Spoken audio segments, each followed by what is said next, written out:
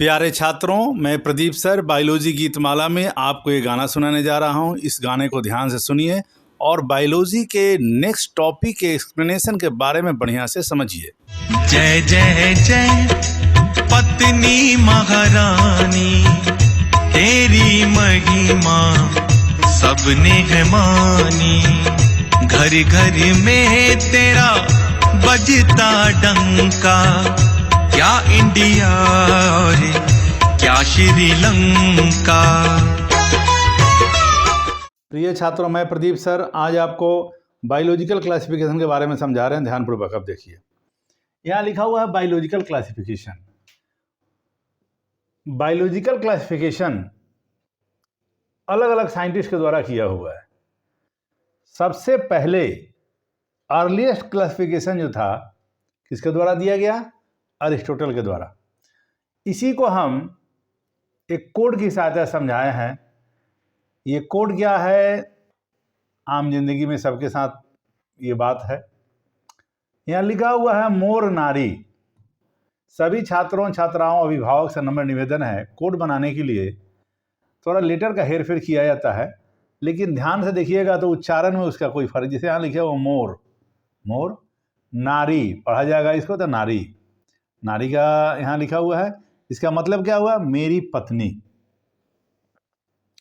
अब देखिए इसको कैसे समझाए हैं। एमओ से क्या है? Morphological character. एयर से क्या है? अरिस्टोटल। एन से क्या है? नॉट। ए से क्या है? एनाइमा। आर से क्या है? Red blood. ई से क्या है? इनैमा। वाई से क्या है? यस। आइए आपको इसमें समझाते हैं। सबसे पहला क्लासिफिकेशन यानी बायोलॉजिकल क्लासिफिकेशन अरिस्टोटल जी के द्वारा दिया गया। ये पूरे एनिमल और प्लांट को के बारे में, उसका क्लासिफिकेशन के बारे में समझाए। ये अर्लीस्ट क्लासिफिकेशन इन्हीं का था। तो अरिस्टोटल साहब ये जो क्लासिफिकेशन किए, तो ये मॉर्फोलॉजिकल कैरेक्टर के आधार पर ये शुरुआती क्लासिफिकेशन किए। ये क्लासिफिकेशन में बहुत ज़्यादा नहीं बता पाए, लेकिन इन्हीं के बात को आगे वो बढ़ता चला गया। तो ये इनका जो क्लासिफिकेशन है मॉर्फोलॉजिकल कैरेक्टर के आधार पर ये पूरा एनिमल और प्लांट को डिवाइड किए। अब देखिए ये क्या किए। प्लांट को जो बताए ये, तो प्लांट का 3 कैटेगरी बताए। प्लांट में कौन आते हैं? Trees, herbs, shrub. याद रखिएगा मेडिकल क्वेश्चन के लिए कि ये प्लांट का 3 ही टाइप बताए, ट्रीज, हर्ब्स एंड श्रब। बहुत ज़्यादा प्लांट का क्लासिफिकेशन ही नहीं बता पाए। और एनिमल को, यानी एनिमल का जो क्लासिफिकेशन इन्होंने किया, इसको रेड ब्लड के एब्सेंस या प्रेजेंस के आधार पर इन्होंने ये एनिमल को डिवाइड किया। जिस एनिमल के अंदर में, देखिए यहाँ पर एन से क्या है? नॉट। ए से है एनाइमा। आर से रेड ब्लड। ई से इनाइमा। वाई से यस। इसे समझा रहे हैं। तो हम कह रहे थे कि इन्होंने एनिमल को 2 ग्रुप में डिवाइड किया।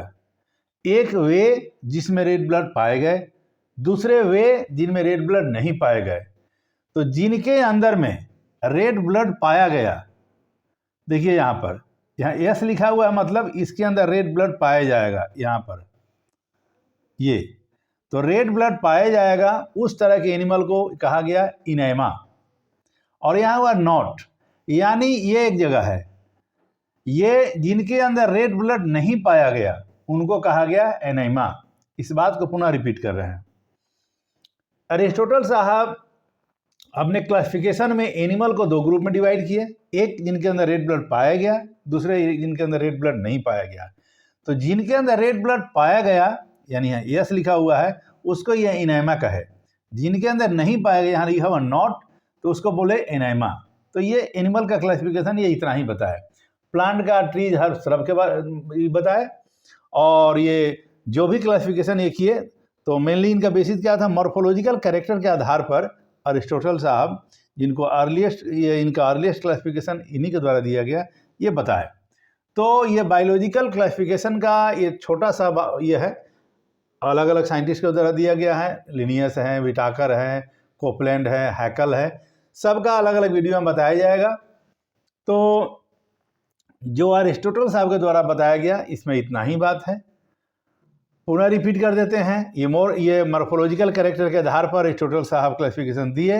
जिनमें रेड ब्लड पाया गया उनको एनीमिया का है, जिनमें नहीं पाया गया एनीमिया का है। और प्लांट को ट्रीज, हर्ब एंड श्रब में 3 कैटेगरी में डिवाइड किए। यहाँ लिखा हुआ no book, no notes, no confusion, only code. यानी अगर ये कोड याद है तो इसमें 5-7 क्वेश्चन के जवाब है। इसके लिए किसी बुक की ज़रूरत नहीं, किसी नोट्स की ज़रूरत नहीं, कन्फ्यूजन तो आपको होगा नहीं, क्योंकि ये जो कोड है आप इसको कह सकते हो कि ये कन्फ्यूजन किलर है। एग्ज़ाम में, नीट के एग्ज़ाम में जो कन्फ्यूजन होता है बच्चों को, ये कन्फ्यूजन होने नहीं देगा, क्रिएट नहीं होने देगा कन्फ्यूजन। पूरा 11-12 मिला कर 1000 कोड है। एक कोड के लिए केवल एक ही नाम हो, वो ऐसा आपको डेली लाइफ वाला कोई नाम हो, धार्मिक नाम हो, कोई भोजपुरी गीत हो, हिंदी गीत हो, कोई ना कोई कोड होगा, लेकिन वो पुनः रिपीट नहीं हो सकता है, क्योंकि मेरी ड्यूटी आपकी कन्फ्यूजन को दूर करना। तो आज का क्लास यहीं स्टॉप करते हैं। लाइक कीजिए, शेयर कीजिए, सपोर्ट कीजिए और भविष्य में डॉक्टर बन के दिखाइए इस कोड का यूज करके। नमस्कार।